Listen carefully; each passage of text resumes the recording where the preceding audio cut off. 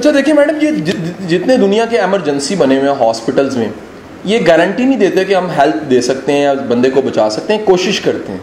जितने दुनिया के एमरजेंसी सेंटर हैं, ये तमाम हॉस्पिटल हो, गंगाराम हो, मियो हॉस्पिटल हो, कोई भी हॉस्पिटल हो, वो कोशिश करते हैं। हमें ज़िंदगी में जब भी कभी पता लग जाता है कुछ मिसिंग है या कुछ करना चाहिए, या हमें पता लगता है कि कोई ना कोई ज़रूरत है, या हमें पता लगता है कि कुछ मिस हो गया है, हमें पता लगता है गलती है, तो हमें जिस हद तक किया जा सकता है उसको ठीक कर देना चाहिए।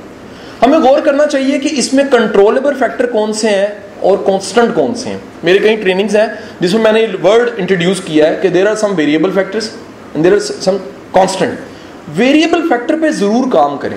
अच्छा, बसा औकात क्या होता है कि हम काले पड़े होते हैं, ये बड़ा इंपॉर्टेंट चीज़ बता रहा हूँ। बड़े वालिदैन कहते हैं फौरी तौर पर डेवलप हो जाए। कुछ चीज़ें वक्त ने डेवलप करनी होती हैं। कुछ चीज़ों को आप वक्त पे छोड़ते हो कि अभी नहीं, इसे मैं बाद में सिखाऊंगा, अभी नहीं इसे वक्त सिखाएगा, अभी नहीं इसे को उस्ताद सिखा देगा, अभी नहीं हालात सिखा देंगे, अभी नहीं जिम्मेदारियां सिखा देंगे, अभी नहीं शायद ज़माना बदलेगा, कॉलेज स्कूल की लाइफ, दोस्त अहबाब, यूनिवर्सिटी का माहौल इसे सिखा देगा। तो मैं ये समझता हूँ कि जो जो चीज़ें आप डेवलप कर सकते हैं या सिखा सकते हैं, खुदारा वो ज़रूर बस ज़रूर सिखाइए, और जो नहीं कर सकते उस पर छोड़ दीजिए। मैं बड़ी माओं को ये बात कहता हूँ कि खुदारा बच्चे के वालिदैन बने, मालिक ना बने उसके। We're not the masters।